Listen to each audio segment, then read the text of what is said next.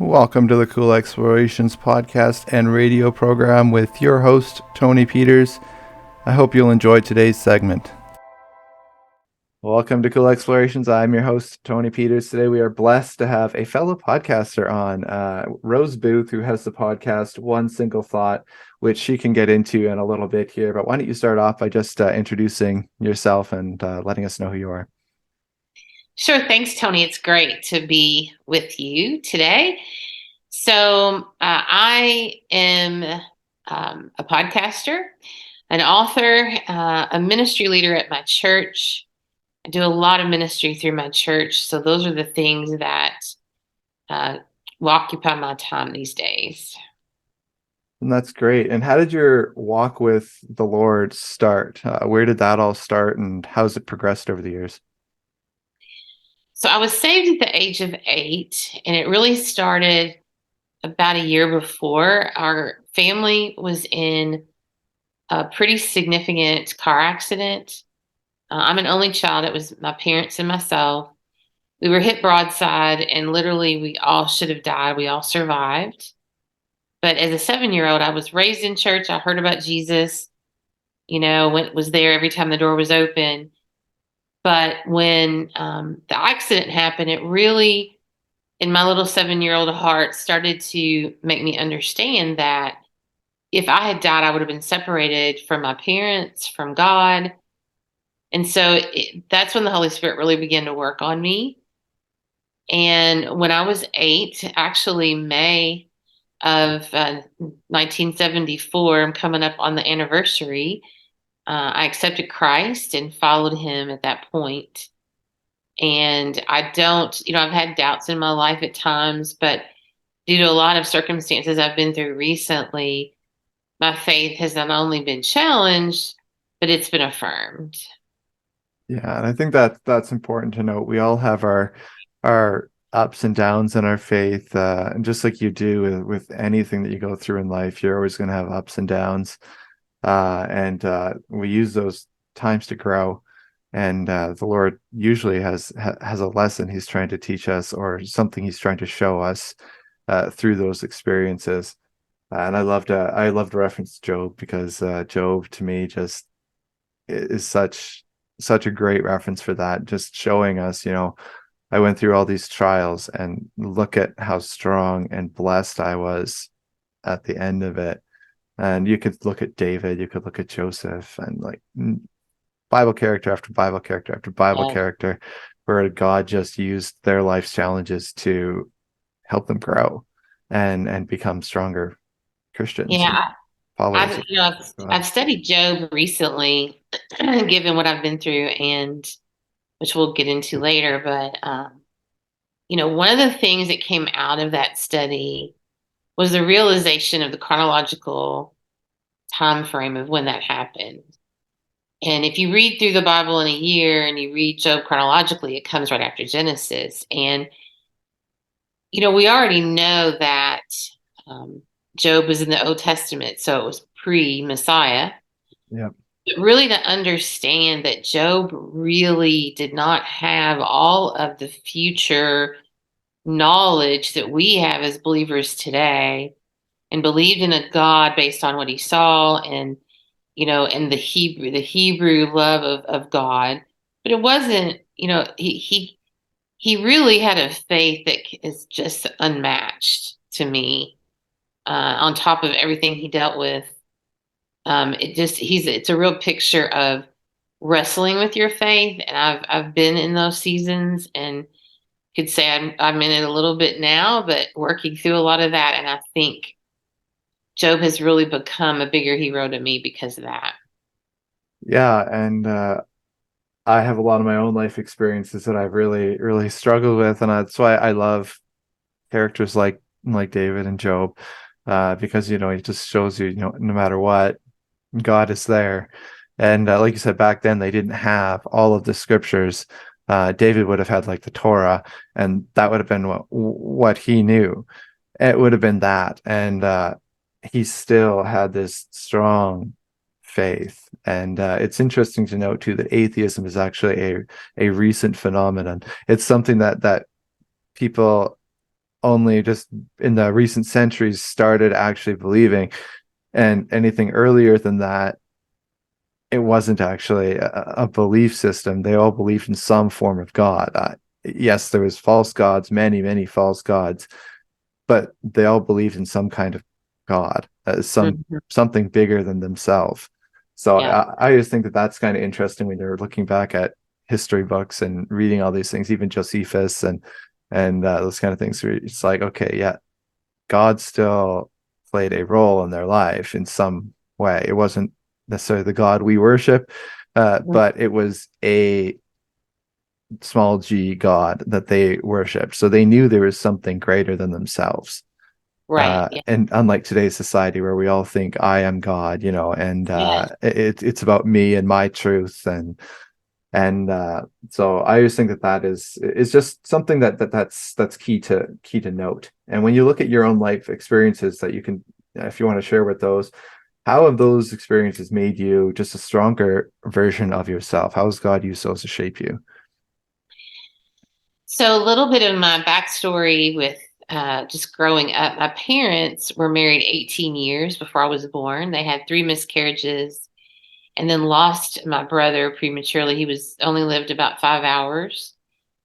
Back in the 60s, obviously medical technology wasn't that great. So he probably would have survived today, but he didn't then. And thanks to the doctor who told my parents, don't give up, keep trying, I'm here. And I was told at a very young age, and remember, you're a miracle and you're a blessing from God. So I lived that way, knowing that from as far back as I can remember. Because my parents were older when I was born, although in today's society, probably not as older, but in the 60s, being 37 and 39 was kind of an anomaly. Yeah, They really instilled in me about being independent and that we won't be here forever. And we want you to make your own way, develop your own family, that sort of thing. Well, true to that, I lost my mom when I was 35. She had a lot of health issues and she died the day after my birthday. I spent my birthday in the hospital room with her as she was dying, knowing it was coming. 13 years later, I lost my dad. And so, through both of those instances, I can share a lot of how God has strengthened me, how I walked through those times. I know looking back, I could not have done it without the Lord. He taught me so many things. When my mom passed away, the blessing that came out of that was just a passion for discipleship. And that's really another passion that I have. And part of what my ministry is at my church is I, teach the ladies class. I co-teach that. I lead a discipleship group there. I love to mentor young girls, young women. And that really came out of the loss of my mom because I had this godly woman for 35 years of my life, and I felt such a void when she was gone.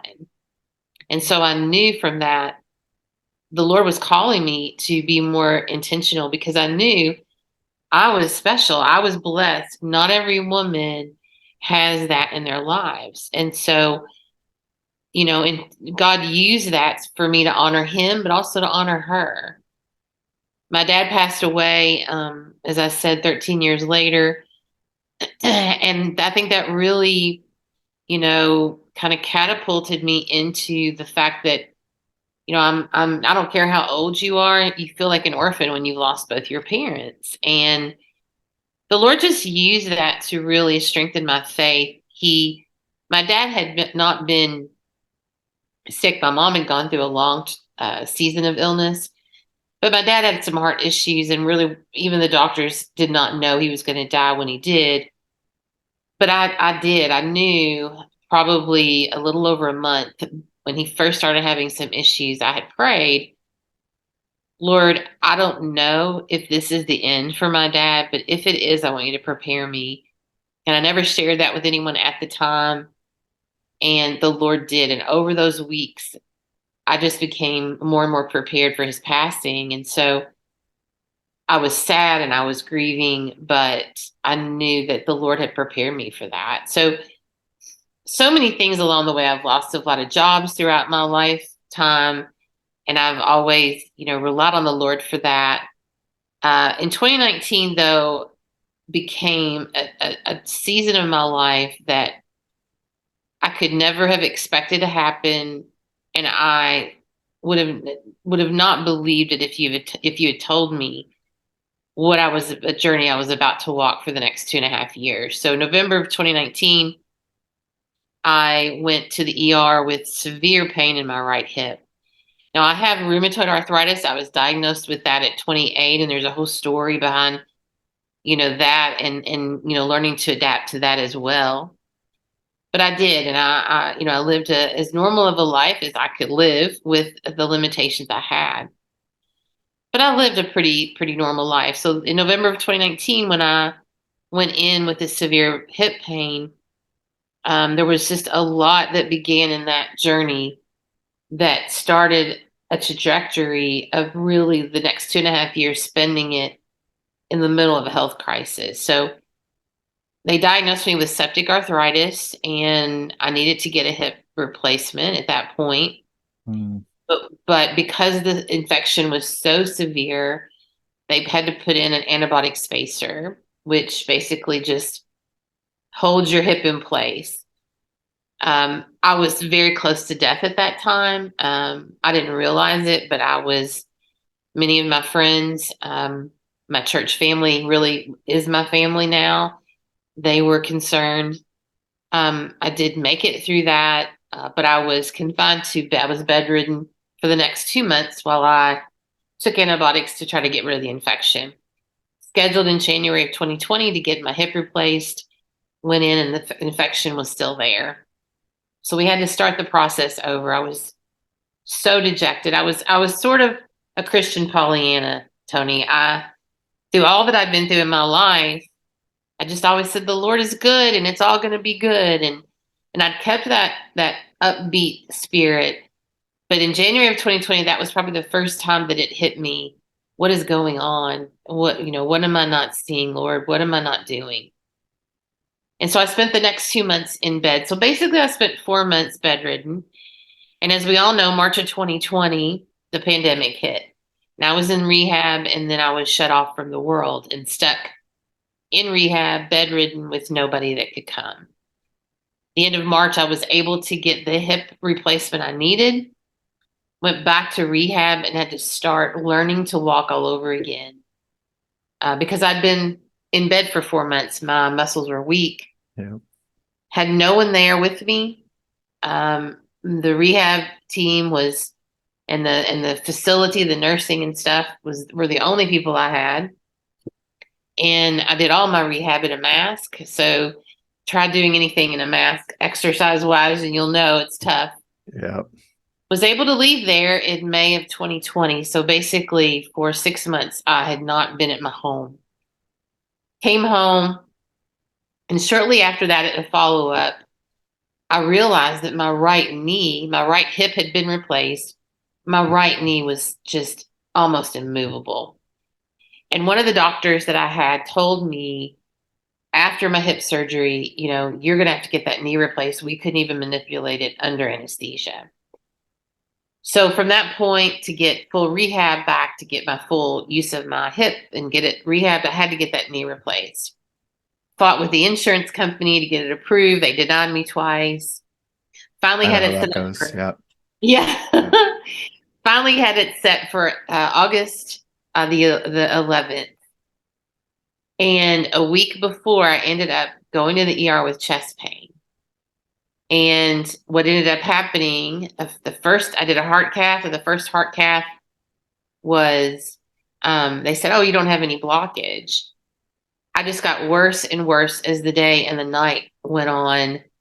They called in a different cardiology team that said, you've got a blood clot, you've got a blockage. Went in, got that cleared, put a stent in. Was very close to death, especially during the night when I just kept having more and more symptoms, more and more pain. And thankfully, the Lord sent a cardiology team with a Christian cardiologist who stepped in, and the Lord used her to save my life. Because of that, my surgery was delayed 6 months because after that happens, you've got to go through rehab, you've got to be on blood thinners for a while. My orthopedic surgeon, who definitely is my ride or die, said, your insurance company saved your life because had you been on the table with a blood clot in your heart that we didn't know about, I'm not sure what would have happened. Mm. I told him the Lord saved my life. He used the insurance company to do it. Went through cardiac rehab February of 2021. Finally, the day came I could get that knee replaced. There's a huge snowstorm here in Louisville, Kentucky, 10 inches, which is not, a lot for some areas of the world, but it was for us. I got there, had the surgery. It was extensively complex. My patella was fused to my femur. There was a lot of work that had to be done. I went to rehab, and while I was in rehab, I was about a week away from going home. An accident happened in rehab. They pushed the wheelchair without any leg pedals on, and my operative leg went under the wheelchair so far that it tore Oof. my patella tendon. Probably one of the most painful things I've ever experienced. Went to my orthopedic surgeon. He was just distraught because he had instructed them you need to take very good care of the knee. You can't push it, pressure it. It has a lot of healing to do. And now we were at this point. He did patella tendon repair. And from that point, from March of 2021, exactly 1 month after my knee replacement, I was having tendon repair. From March until September or October, I was home trying to get my incision to heal. I had to have another surgery to clean it out because the incision opened up, dehisced. And so finally in October of 2021, I had infection because the incision just wouldn't close.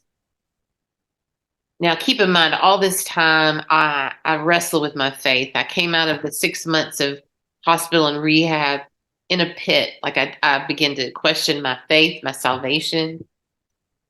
The Lord was faithful. He was there during all this time, even before I had the first knee replacement, was going to have the first surgery before I had the heart attack. I literally felt such oppression from the enemy that I would say out loud, go away, Satan, back off. I'm not going to turn away from the Lord. Yeah. It was a very tumultuous time. And this Christian Pollyanna was struggling. Finally, and I just wanted to get back to life. I worked a job I loved.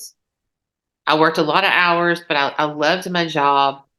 I loved serving at my church. And even during this time when I was bedridden in the first 4 months, that 4 months time period, my company sold my division. So I no longer really even had a job. My company kept me so that I could continue to receive my disability, my health insurance, and I will forever be grateful to that company for that. But here I laid, wanting to get back to life, get back to what I wanted to do, and everything seemed to be crumbling around me. And that's all I want to do. I want to get back to that life. In October of 2021, when it was discovered I had an infection, I had to go back in and have a spacer put in my knee this time. Before I went in the hospital, I prayed and I said, Lord, I need to surrender to you. I mean, I love you. I am your child, but I haven't surrendered to you completely. I want to hold and keep control of this. I've been saying for almost 2 years, I need to get back to work. I need to get back to life. I need to get back to what I need to do. So I just got to open my hands and let that go. And I asked him to forgive me for not surrendering through this, and that I wanted to just surrender to whatever he had for me. And Tony, the next 3 months were probably the worst months of this journey. I went in and had the surgery. I went to rehab at the hospital. I was in rehab waiting till I could get the knee put back in. I got COVID. I was switched to the COVID unit. At the hospital, thankfully, it was a mild case, but I was sequestered away once again.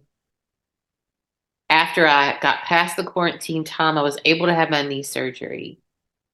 It went great. After I had it, my incision just would not close up. Every time I moved, it was like a murder scene. Blood was everywhere. Mm, I even lost so much blood that I would say, "Oh, I got to lay back. I feel faint." The muscle, that tendon, just it had not been able to heal itself to hold together all these incisions that we had to do.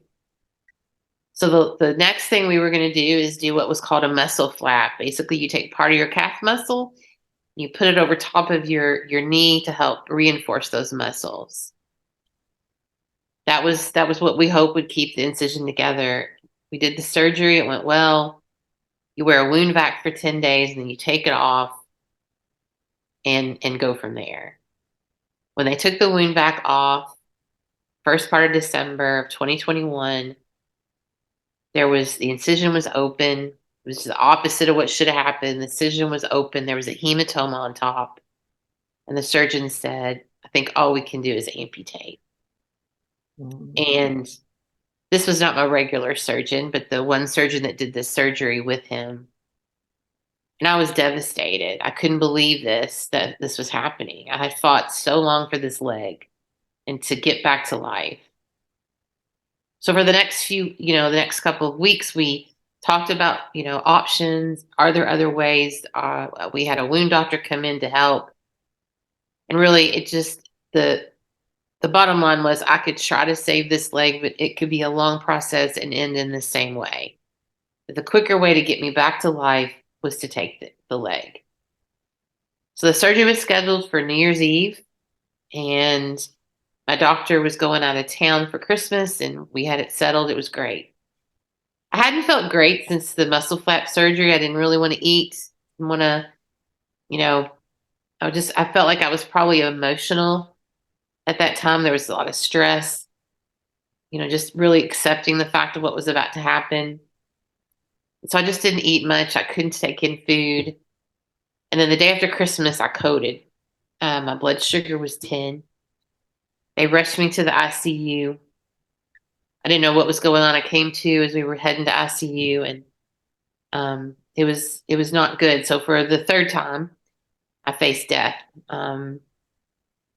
My What had occurred is I had what was called an ileus. It was a blockage, a gastro blockage that was keeping me from wanting to eat. It had depleted me, decimated my body, and so um, they had to clear me out. They put in an NG tube. I don't remember a lot that happened, although I do remember thinking this was it. And I told my friends, my church family that were there with me at my side, I said, I'm going to go see Jesus and I'm ready. I'm so ready. And they were very encouraging. No, that's God's decision, not yours. yeah. But they didn't let on at the time that, it was dire. I was in not good shape. There was talk of dialysis. My kidneys were failing. Um, And of course, amidst all this, now my leg turned septic as well as my body wasn't able to function properly. So in the midst of all that, on the 31st, I did lose my right leg above the knee. And then after that, I went to stayed in ICU, moved to step down, um, had to slowly take in, liquids and fluids and try to get back and get my body back. Went to rehab in January of 2022, stayed there for 2 months, going from a body that really had no vitamins, malnutrition, malnourished, no protein in my system. Couldn't sit up on my own, could barely talk because my core was just gone. To someone who left in March of 2022, able to go home and begin the road to building life back up. What did God teach me through all that? I mean, the lessons are endless, Tony. I could go on, but what I know now, looking back, is that the Lord was always with me, even when I didn't feel it, even when I was angry, and even when I felt like He said nothing to me. I knew He was there. And I am still on the other side of that journey, still learning what He's teaching me. And I feel like I'll learn that probably for the rest of my life. Yeah. But I am still amazed and baffled at why he chose to keep me here on earth, but he did. And so I want to do all I can to give him glory. Yeah, and that's something that we need to remember is that everything is for God's glory, and that God does have a plan, even with politics and stuff. He's in control. Even when we feel like things are really spiraling, God does have a plan. There is a purpose behind things, and anything that the devil will take to try and do evil out of, God will be like, I can bring good out of this. And it's just amazing to see. And I think it's kind of obvious, but looking back, how can you see just God at each point being like, I'm here to help? How can you look back and see those at various points? Gosh, there's so many. I mean, I mentioned my company. I knew my company was selling my division, and I would lay in bed and I would fret over what in the world, what's going to happen to me. I mean, I can't sustain this life without disability, without health insurance, all those things. And the Lord provided. He provided a way for me to be still retain my employment with them. And my the senior VP that contacted me to tell me what was going to happen.